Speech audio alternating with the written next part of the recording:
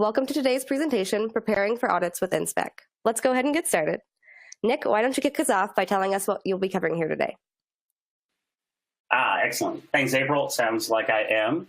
Apologies for the audio troubles there. All you've missed is my super witty opening banter. But it looks like some of you are already taking care of the polling question we put out here. So there'll be a few polls over the course of the webinar. We'll start off with a quick and easy one. Do you love preparing for audits?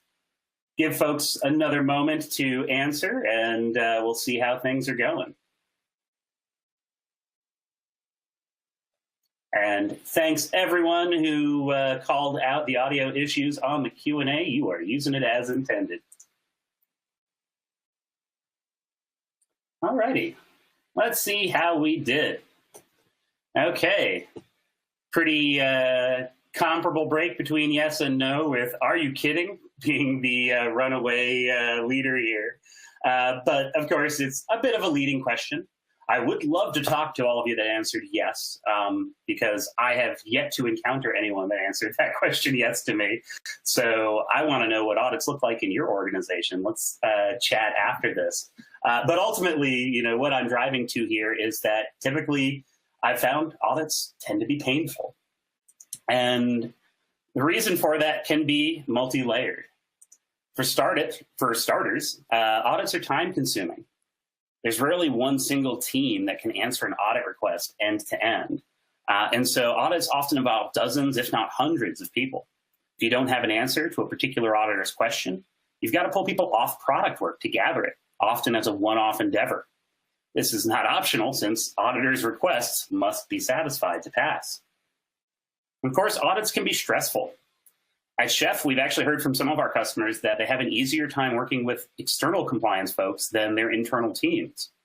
Their external compliance auditors want to work with them, since it's in everyone's best interest to quickly address compliance failures. But internal teams instead have sort of an us versus them mentality a lot of the time, where internal auditors see their business value as being the audit police and calling out violations rather than being a roadmap to what needs to be solved.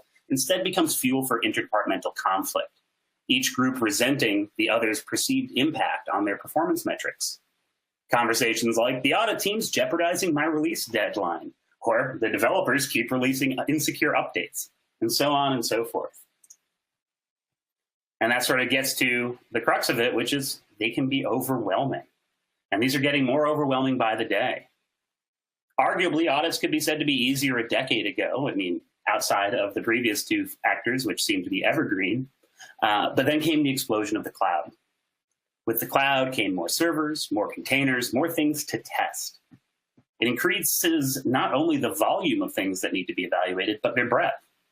Replacing hardware-based data storage and database solutions with cloud-based SaaS offerings means updating security validations to match those new frameworks. Similarly, new strategies need to be adopted to successfully audit emerging technology, like your container-based microservice architectures. Altogether, this increases data value significantly along one dimension. Now, when you compound that with security breaches, increased vulnerabilities, more rogue actors in the wild, these all increase data volume along another dimension, because ultimately they lead to more regulation and more things that we need to validate in our environments. And indeed, this is exactly what we've seen. Security regulations like New York's Department of Financial Services cybersecurity regulations were released earlier this year. In the UK, we've got the NIS directive, which went into effect this past May, and all sorts of privacy data, or data privacy rather, related regulations, things like GDPR and the California Privacy Act. And these all generate more data points that we need to evaluate. We're drowning in data. Suddenly, the data lake of our compliance-related data has become something of a data ocean. Now, as we go through here, I'm curious to see, for folks that are doing security and compliance assessments in your organization, when does that happen? Are you evaluating things as they're running in production? Do they get evaluated at some pre-production stage, say in staging, or as a factor that leads to a production release? Are we evaluating compliance in QA or even early in development? Or are we doing it continuously throughout the life cycle of the applications we manage? So I'll let that one sit for a moment while folks answer and take a quick look at the Q&A, see if there's anything going on. Oh, is there still music playing? Goodness gracious. I'll have to defer to April on that one. I'm not sure where the elevator music comes from in On24. Apologies, folks. Hopefully we'll get that started shortly.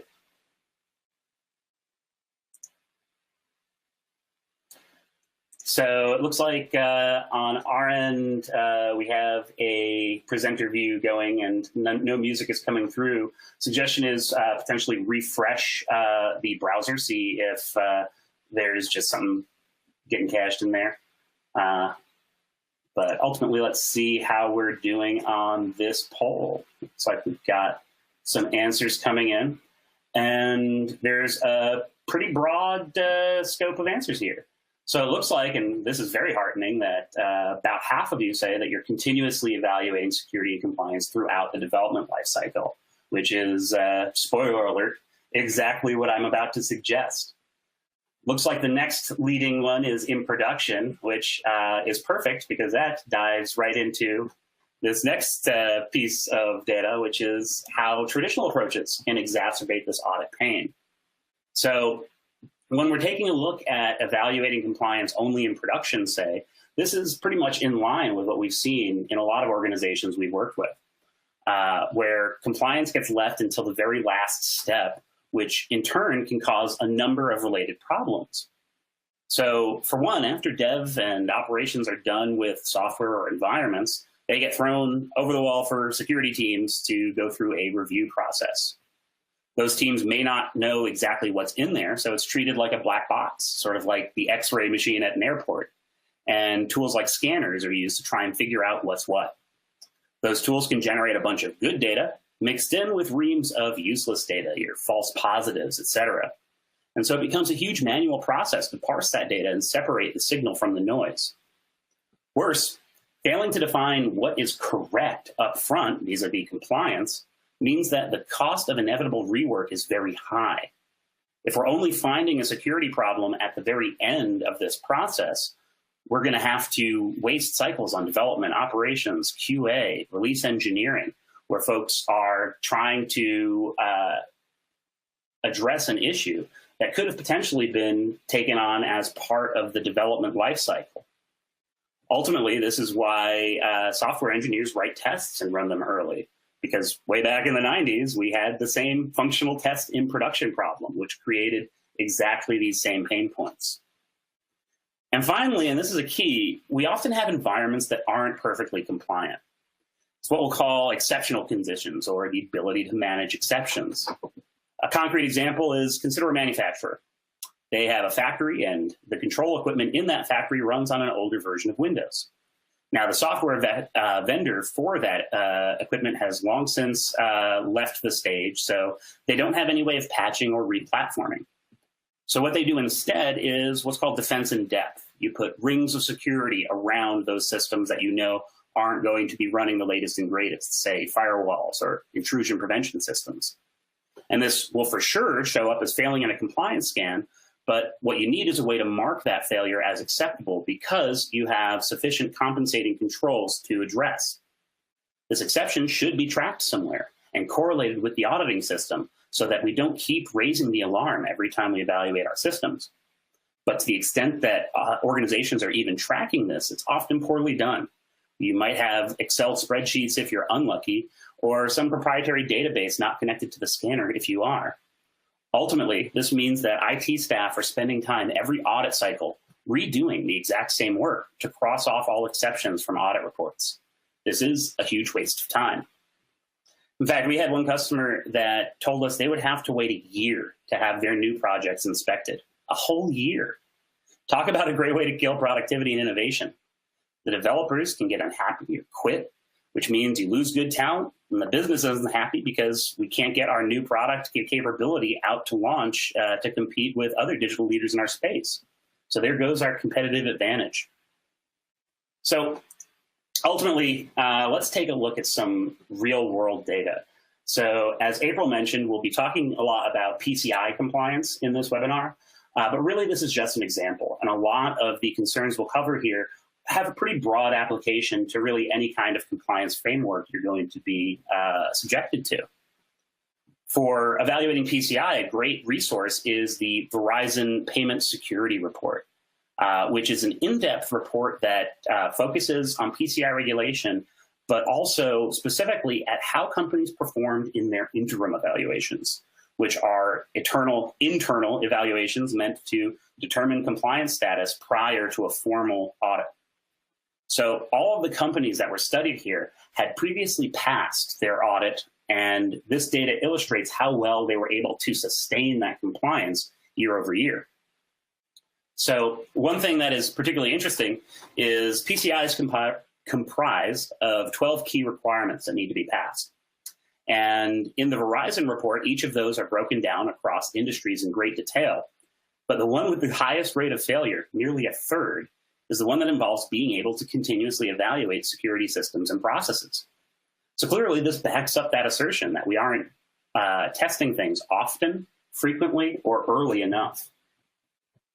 The real star of the show, though, is the overall trends in interim assessments from 2012 through 2017.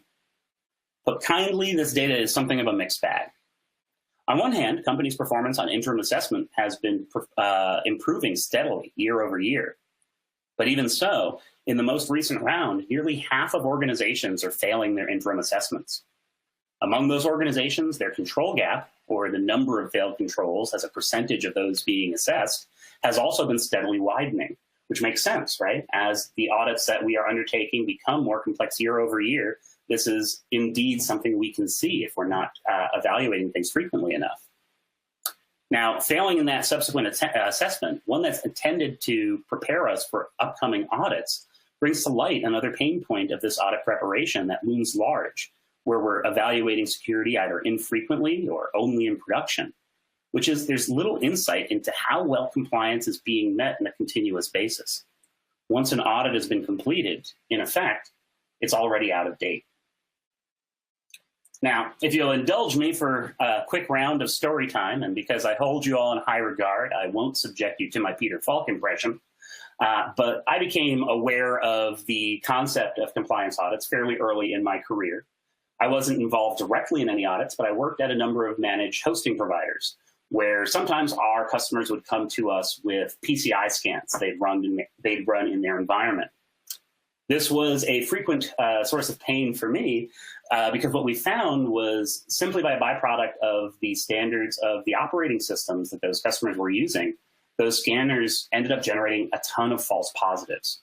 Ultimately, what they were looking for were potentially vulnerable packages, but even though the packages on systems had been sort of backported to address the CVEs identified, their versions hadn't been updated. And so the scanning utility, which was only looking at those versions, reported a lot of false positives. This is prevalent enough that you'll actually find it in the CentOS FAQs, where they go through that in greater detail. But ultimately, what it meant was that organizations were coming to me with what they thought were insecure environments. And even if we were able to show them that the packages their scanners had uncovered were indeed patched to account for whatever vulnerabilities were of concern, they still needed a way to make that scanner turn up green. And in some cases, that meant custom builds or outside repositories that, in effect, might have made their environments less secure, because now they're taking on active ownership of components that may or may not actually be critical to their applications, simply to make sure that that scanner turns green. We can put a finer point on this, though, and talk in stark, realistic terms. There was an article published in Wired in late August, and it was about the damage the NotPetya ransomware exploit did in 2017. It's been pretty highly publicized, but if you haven't heard, this was a huge malware hit that did an estimated $1 billion worth of damage across tons of industries. And this article focused on one organization in particular, Maersk Line, which had, from a single vulnerable machine, NotPetya managed to wipe out every single Active Directory domain controller on their network and on all their workstations. The only reason they were able to recover is because there happened to be a single AD controller in Ghana that had lost its internet connection, which way they were able to physically ferry back to HQ in London and recover their data. Otherwise, they might have been completely up a creek when it came to addressing the damage that this vulnerability did. Particularly telling in the article, though, is that back in 2016, Maersk had a group of IT executives that had pushed for preemptive security redesign of their global network. And they called attention particularly to insufficient network segmentation, which they warned could allow malware with access to one part of the network to spread wildly beyond its initial foothold, which is exactly what NotPetya did the following year. The security revamp was greenlit and budgeted, but its success was never made a key performance indicator for their senior IT overseers. So implementing it wouldn't contribute to their compensation. That security makeover never got carried forward. So we have a case where IT security knew there was a problem, but they weren't the ones accountable for implementing the project. The folks who were in operations didn't have any KPIs attached to it, so they focused on other work. And in the end, this came close to sinking the company. In both cases, what we have here is communication issues, which are not just relegated to high levels of companies, but are prevalent in how we talk about compliance generally. This is what leads to a lot of the versus conversations we called out earlier. IT staff or DevOps versus security engineers versus auditors and compliance experts. Ultimately, IT knows the most about systems and applications, but the least about the compliance requirements. Security engineers know the standards, but not necessarily the technology. They're often penetration testers and understand the vulnerabilities in a more abstract sense. Compliance auditors are just looking to verify that things are passing. They likely know the regulatory standards and high-level posture, but not the low-level technical components that control whether or not those standards are passed. So existing tools rely on communication first via PDFs or Word documents, which leads to poor compliance and slow speed. Doing things in this way clearly isn't working, which is why new approaches and tools to support this are necessary. And this is where something like Inspec comes in, where we're able to take ambiguous requirements written in English and translate those into tests that describe those requirements unambiguously. Let's take a real-life ambiguous statement on the left. Systems shall have mandatory access control systems enabled and installed. So this is pretty open to interpretation. For example, does this apply to all environments or just to production? And what mandatory control system should we use? What does enabled mean? So for example, a lot of access control systems have several modes of operation. In Red Hat environments, often you'll see SE Linux, but that can be run in permissive mode or enforcing mode. If we're in enforcing mode, what level are we enforcing? SE Linux typically has 4 levels: targeted, strict, multi-level, multi-category. Which of these do we want? And does that vary by environment? What is the configuration level we selected? If we're using a targeted mode, who defines the things we're targeting? And so on and so forth. And this is just a couple examples of ambiguity. Multiply that complexity by hundreds or thousands of rules that you're trying to adhere to, and using ambiguous statements, as you see now, is why this is such an issue. That said, by turning these into functional code that describes exactly what we are accomplishing, we can take an additive approach to enforcing our standards. There's no shortcut to answering those questions, but once we have an answer, we should be able to inspect and enforce it consistently across our environments. Start off, though, all we need to really do is make sure SE Linux is at least installed. And from there, we can move forward to making sure it's enabled, making sure it's properly configured, and having a control that covers each of those bases. So before we dive in further, one last quick poll. Do you currently use Chef or Inspec automation in your environments? With answers for if you're using one or the other, or if you're using both, or if you're not using any of these yet. And I'll give folks a moment to answer.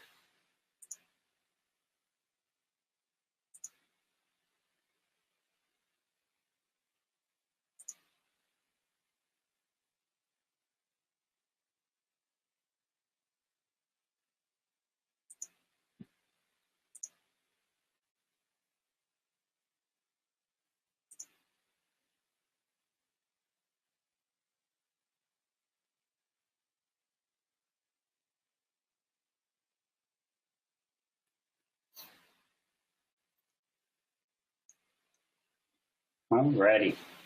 Looks like we've got a bunch of answers in, and it looks like it's pretty solid spread.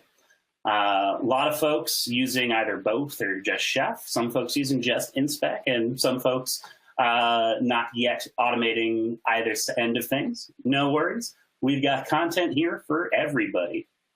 So let's put a finer point on things and take a look at how we can map a compliance regime into Inspec. And in this case, as mentioned, we're going to be focusing on PCI DSS, which I don't think I mentioned at the top, but if you're not familiar, this is for folks that handle credit card data and the like.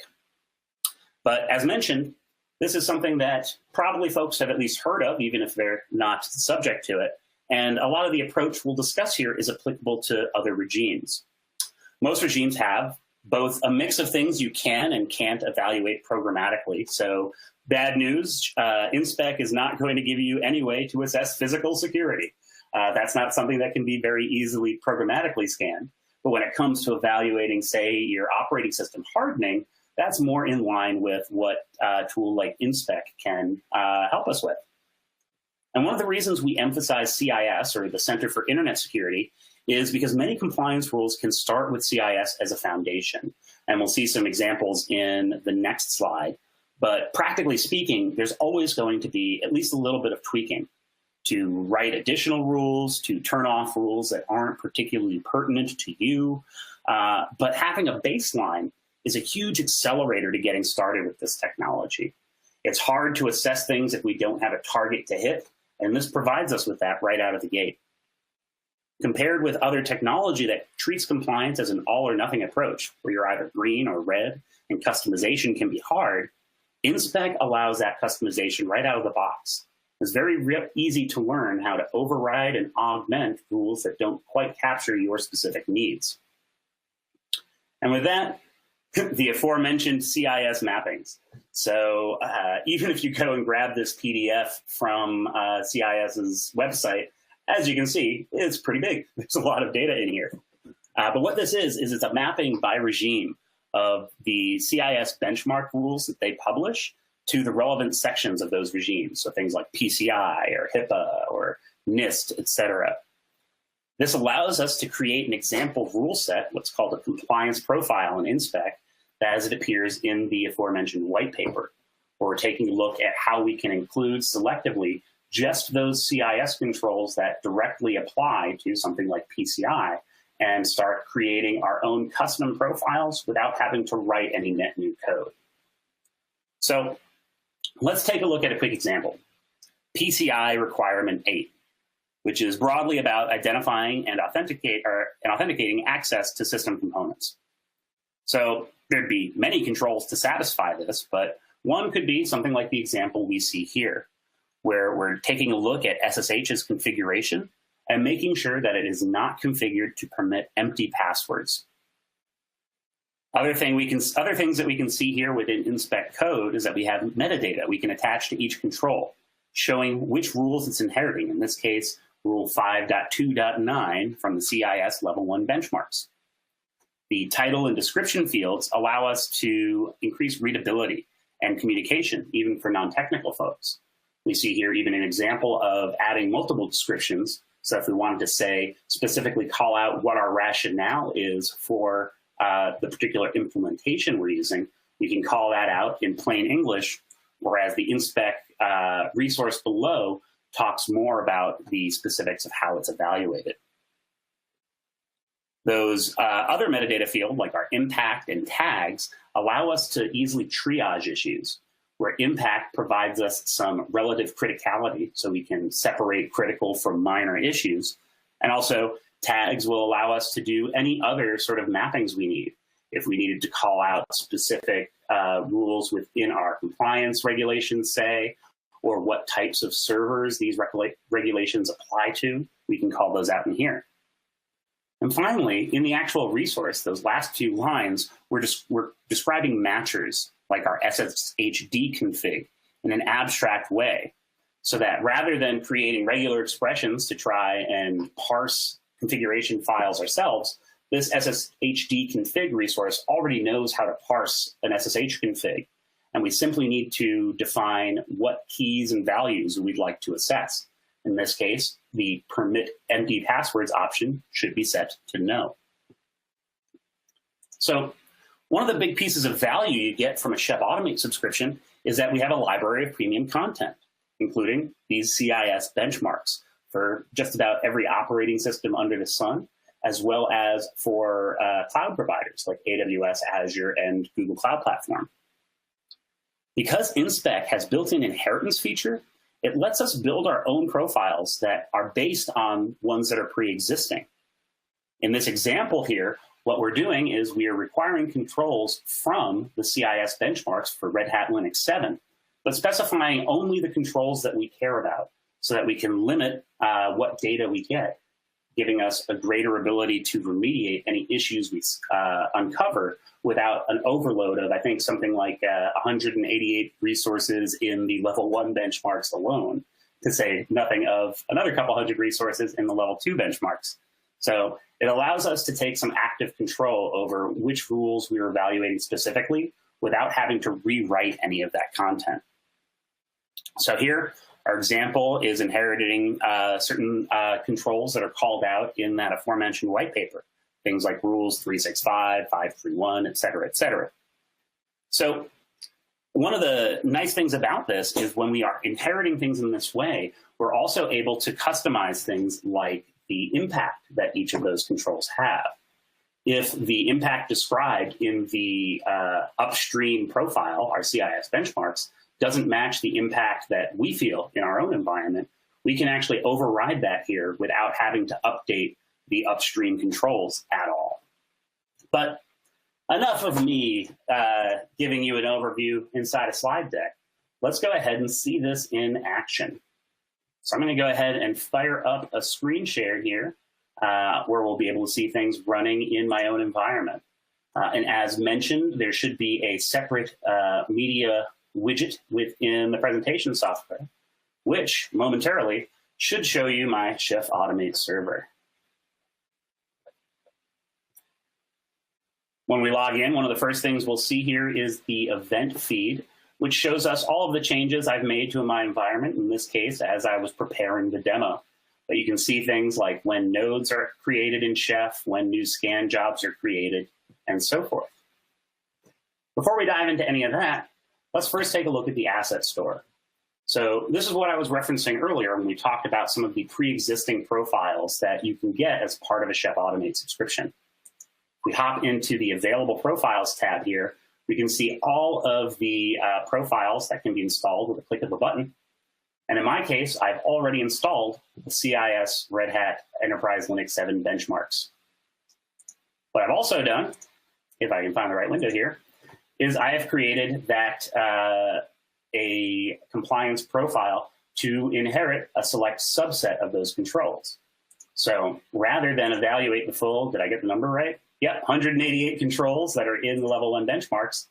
Instead, I'm constraining myself at this point just to 17 controls that I know map to things I care about.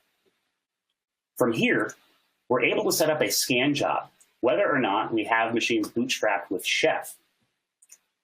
In this case, I've defined all of the machines that I want to connect to, and for each defined SSH or WinRM credentials that I want to use to connect, which allows me to create new jobs. When I create a scan job, I can go ahead and pick which nodes I'd like to scan. By not filtering anything here, it'll just run on all 4, or I could select specifically which nodes I want to run on.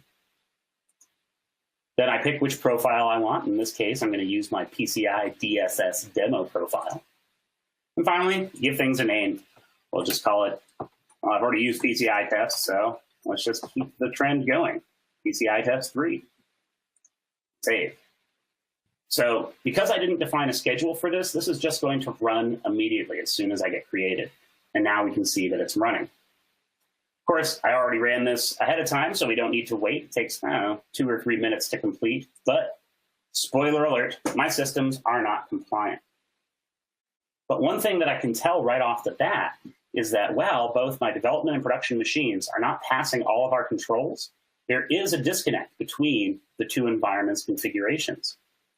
In production, I can see 6 failed controls.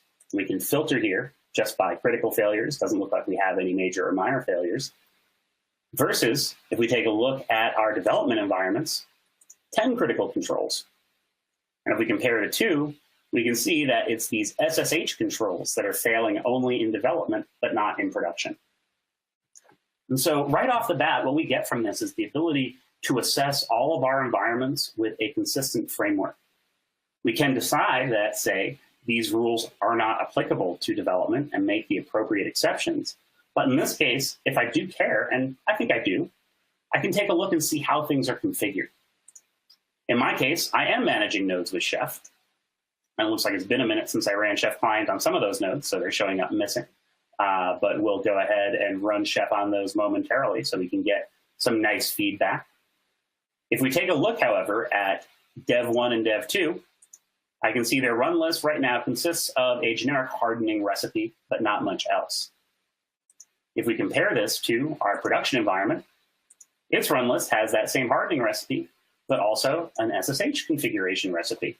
So this is what is making it pass our SSH components of the audit where Dev is failing. We can take a quick look at the cookbook that we're using here, which, much like our Inspec profiles, has the ability to inherit things from other cookbooks. And indeed, I haven't defined anything custom here. I'm depending on 3 open source cookbooks within my metadata. The first one is called OS Hardening. That's what's doing the system hardening that we saw in the run lists.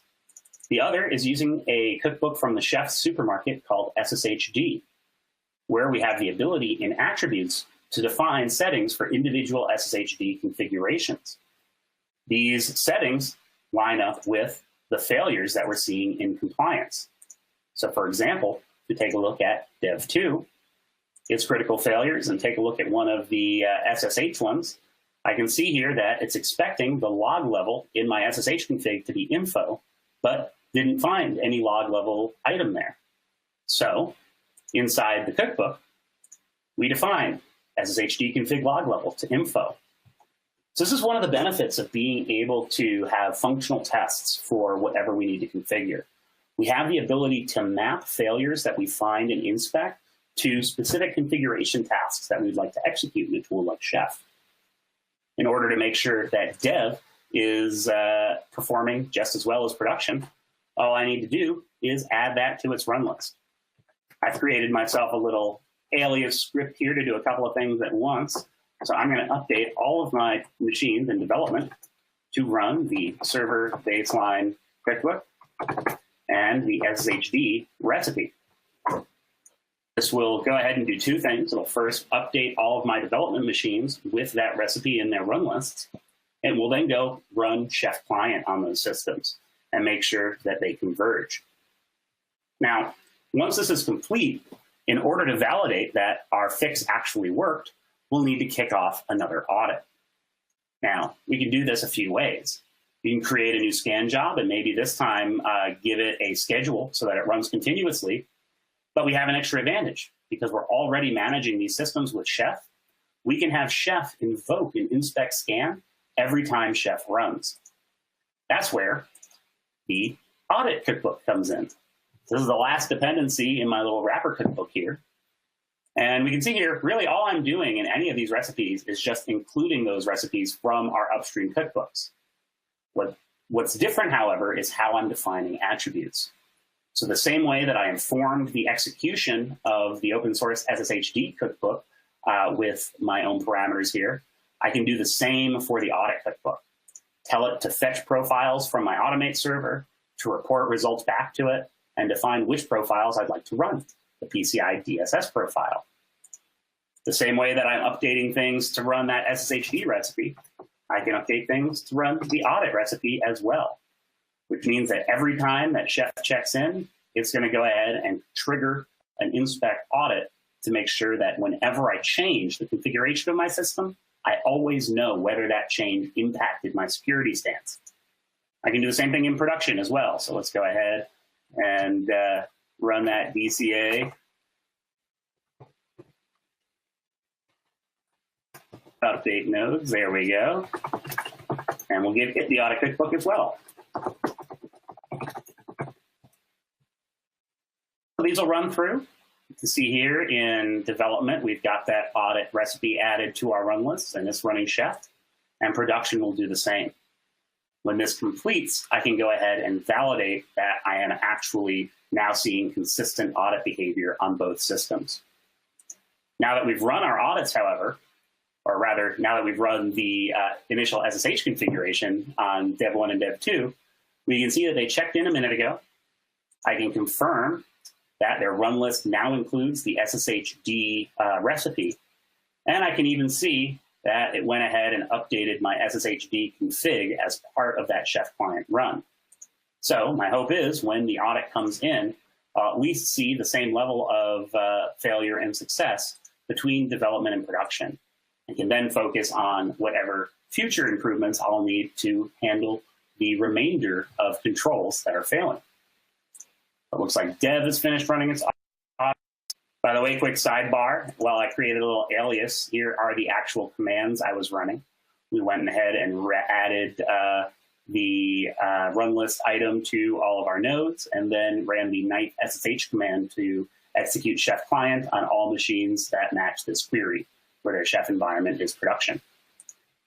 Now that everything is complete, I should be able to go into compliance and see, well, now I have nodes that were created both via my scan. You can see those because those don't have any chef environment. We ran those ad hoc.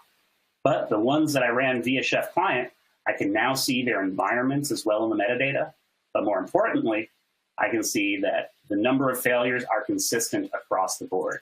And now I have assurance that my development environment is behaving identically to my production environment. As we go through and take a look at remaining controls that are failing, we can address them in much the same way. Here, for example, we're taking a look at some of our firewall rules, where it's looking for a more stringent rejection of unknown hosts. Of course, I didn't set this up because it's a demo environment, and I didn't want to have to maintain a whitelist for machines that'll be getting shut off shortly. But as we take a look at actual production environments, these are exactly the sorts of things that can inform how we create new content and new configuration policy. And with that, I'm going to go ahead and stop my screen share, and let's take a look at some of the questions folks have had. Looks like we've got a bunch. So first off, reports. Are these run against the nodes themselves or just data that's in Automate? So these are run directly on the systems. Inspec itself is going in and running its own assessments. So we have a variety of controls that we can create, either for some predefined things, making sure, say, that packages are installed, files exist, and have the appropriate permissions, or for custom tasks, say, executing an arbitrary command in our shell and evaluating the results that command returns. All of that is real-time data from the machines being scanned. The only difference between the two ways we scan them are how those scans are being invoked. When we run them via the scan jobs utility in Chef Automate, we're doing it without requiring any existing agents be installed on our systems. So ultimately, all we need is SSH or WinRM access. When we're invoking it via the audit cookbook, of course, that requires that we have Chef installed. But for environments that are being configured by Chef, this provides us with a way to ensure that as we configure things, we're never losing sight of their audit status. And ultimately, that allows us to start addressing the pain point of those interim audits, where once our audit is complete, we no longer know how a subsequent audit would turn out. Ultimately, the goal here is to enter into an audit already knowing how it's going to end up, because you've been evaluating everything an auditor is going to look for continuously. So let's see here. How much of this can be done purely via the command line, i.e. no web GUI? So pretty much everything except the web GUI parts. So to put a finer point on that, Inspec itself is open source software, and it is packaged as part of Chef Workstation and Chef DK. So when you install our tools, you have Inspec.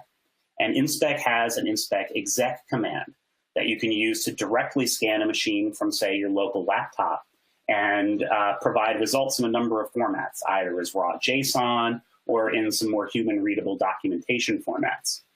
Ultimately, though, what you don't get running just with the command line utilities are the weighted reports that you were seeing in the Automate console there. So while you will have the raw data, taking that data and transforming it into sort of server-by-server comparisons of performance is a more manual process or something that would need to be scripted. Also worth noting, while Inspec itself is open source, some of the profiles that we're seeing here are not.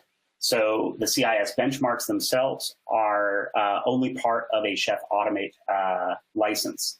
That said, the supermarket, much as we do for Chef cookbooks, does include open source Inspec profiles, including a variety of security and patching baselines that can be used to get a leg up or just to get a taste of how your environments are performing.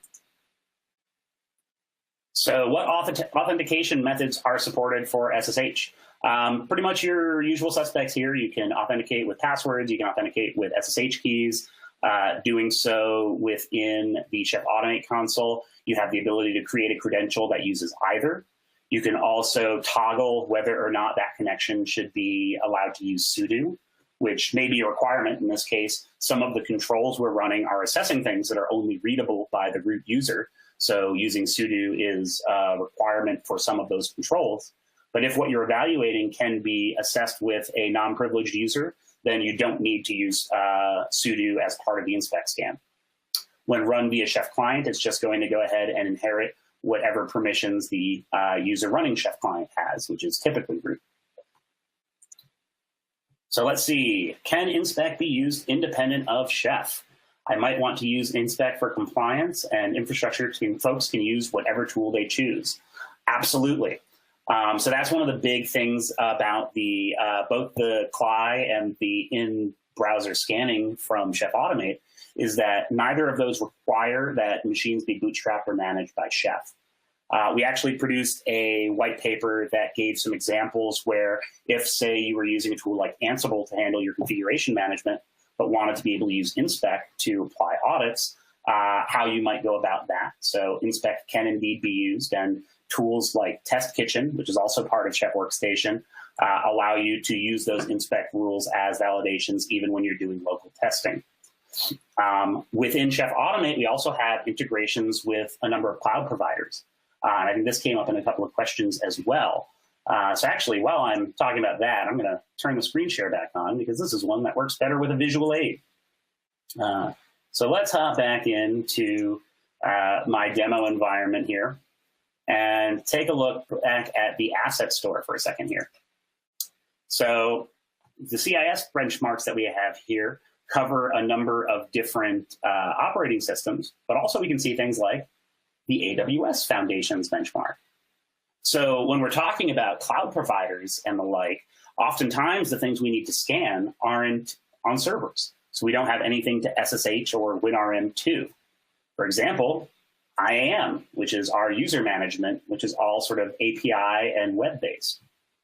Within Inspec, we have support for multiple types of targets. So even beyond SSH and WinRM, we can run Inspec against API targets, things like your cloud provider, VMware, Docker, et cetera, where now we can start inspecting those elements that are SaaS-based and have controls built in for evaluating these things. So for example, what we're seeing here is the ability to take a look at all of the users on our AWS account, and wherever that user has a console password but does not have MFA enabled, we're saying that this should never be true.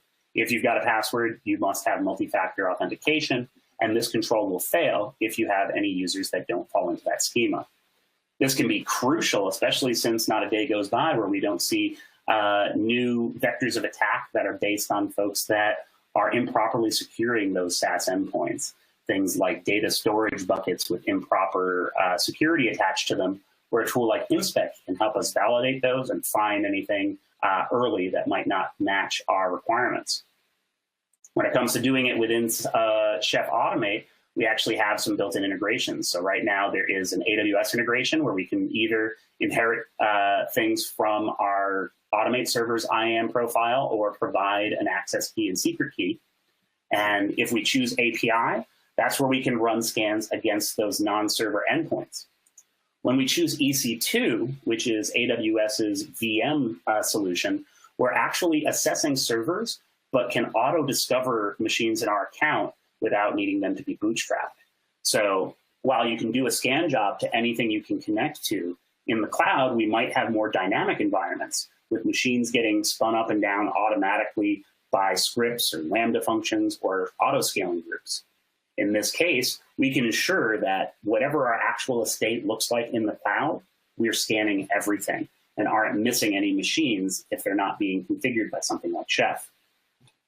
We have, as a beta feature now, some Azure and Google versions of SAME, as well as in the asset store, CIS benchmarks for both of those. So whatever your cloud provider, we can go ahead and get a leg up on our compliance via these same built-in resources. So let's see here. What else do we have here? And yep, a few things in cloud environments. A couple of folks asked about Azure Cloud specifically. And one of the interesting things in Azure, above and beyond the things we just covered, is that Chef Workstation is a part of the Azure shell too. So if you log in at shell.azure.com, you actually already have Inspec installed and ready for you. So you can run an Inspec scan right out of the gate without having to install anything at that point. So what are the key differences between using Chef Automate or creating your own Inspec tests and running them via Jenkins or other alternatives? So I don't necessarily see those as mutually exclusive concerns. What Chef Automate is providing here is twofold. One is that library of pre-created resources that we continue to update as standards get updated, but also the visualization across environments, across physical locations in that one dashboard, so that you can see very high level that simple pass-fail data all the way down to the granular control-by-control results from any individual server, so that anyone who needs to interact with that data can do so. When we're talking about using, say, a pipelining tool like Jenkins, what we would potentially do here is have Inspec runs happen as part of those runs, which can always send their data to Automate regardless of how it's being invoked, so that as we push things through the pipeline, those dashboards can be updated with what, say, our QA or staging environments are now doing as things have progressed to that portion of the pipeline. Everything can be queried over an API, so if we wanted to do any automated promotion based on past tests, we can. Or we can provide reference links so that as things are waiting for a human deploy or promotion gate, we can go ahead and refer to the compliance dashboard and reports and make sure that everything's performing as we expect before we do so. Let's see here. I think I've got time for another couple of questions before I wrap things up. Can you add nodes to an existing scan job? So generally, no, you would need to create a new scan job, but that's where things like the cloud integrations or the Chef client integrations can come in handy. In either case, we can make sure that nodes are automatically added and removed from that compliance data as we either run Chef on them or as we inspect our cloud APIs and get an up-to-date list of our estate. Does the scan report output to CSV files or other formats? So there are a number of formatting options. I'm not sure offhand whether CSV is one of them, but I'll have to check out on that. Probably the most widely used default is JSON, which can be easy enough to convert into a variety of formats. But we can see a full list of those output formats in the documentation on inspec.io. So if it's not in the resource links, I'll make sure it gets added. Inspec.io is where you'll find all the detailed docs that list things like what resources are available inside of Inspec, some examples of how to create Inspec profiles and some best practices therein, as well as more details on some of this inheritance stuff that we've been seeing, where you can either selectively include or selectively skip profile controls, as well as overriding values within things you inherit, like, say, adding a different severity or adding a per environment exception for when you do or don't want to run a particular control.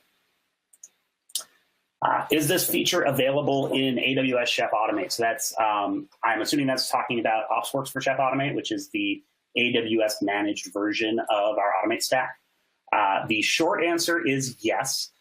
The slightly longer answer is right now, the version of Automate that's running in OpsWorks for Chef Automate is V1. So some of the features that we've seen here, like the cloud scanning capabilities, are not a part of that today. We are working on getting Automate 2 deployed into OpsWorks for Chef Automate. So before long, we should see some parity with what you would deploy on-prem or on your own VMs versus what's available in OpsWorks for Chef Automate.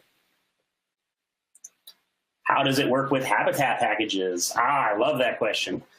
So there actually is a Habitat package for Inspec, which you can add as a dependency to applications you create, or if you're doing things like running Chef inside of Habitat, which we showed off this past ChefConf, you could have Inspec getting evaluated that way. If you take a look at the docs, there is documentation for using those two components together. And if folks on the call have not heard of Habitat, the same way that Chef takes care of automating our infrastructure configurations, Habitat provides a way of building application artifacts with a lot of your automation and management concerns built in. And that includes dependency management, where we can add a dependency for Inspec and use it either as things like a health check or as a scan that runs alongside a supervisor group or machines that Habitat applications are running on. So real quick, before we wrap things up, I do have a little wrap-up slide here for some of the things we covered today. So ultimately, and I don't think this will be a huge surprise, audits can be time-consuming and stressful without automation. And the manner of that automation and how much we're able to customize it becomes critical for doing things like filtering out false positives or adjusting to whatever custom concerns that are unique to our organization. Existing things often leave compliance issues unchecked until too late in the process, where fixing them becomes more expensive, might delay a release timeline, might bear the risk of deploying code that has vulnerabilities built in, where shifting these concerns left to earlier in the development lifecycle allows us to identify and fix issues before they can impact our release cadence. To reduce stress and keep things safer, adopt continuous compliance. So make sure that whatever we're evaluating is evaluated everywhere. And if we need to make exceptions for particular environments, let those be conscious decisions that we've made rather than byproducts of an inability to scan in earlier environments. With Inspec and Chef, we help break down communication barriers between groups involved in compliance. And this is one of the big things in Chef Automate from my mind, is that within that single dashboard, you have everything from the high-level pass-fail data through to very granular filterable audit details and history, so that whatever your specific role is, you can come in with a consistent worldview, both of how compliant your systems are, as well as what that target is. What are the things you need to do to make systems compliant? Which is important to know whether or not you're directly involved with the audit process itself. And ultimately, all this allows you to increase your speed of deployment while decreasing the risk you take on as you do so, by ensuring that every time you make a change, you know that change's impact. And how often you deploy, how often you update systems becomes something you decide based on whatever your organizational requirements are, versus something that's decided for you by how easy or difficult it is to assess changes as they come through the pipeline. And let's see, one last thing before I pass the baton back to April to wrap up, is Inspec using OpenSCAP under the hood? No, it is not. That said, Inspec can translate from OpenSCAP to Inspec, which is how those CIS benchmarks are actually generated, where CIS produces SCAP profiles for all of the standards that they create. and we can go ahead and convert those into Inspec controls dynamically. And for automate licensees is also something that we can expose for you. So if you have open SCAP controls outside of what we provide, we can help get those translated for you.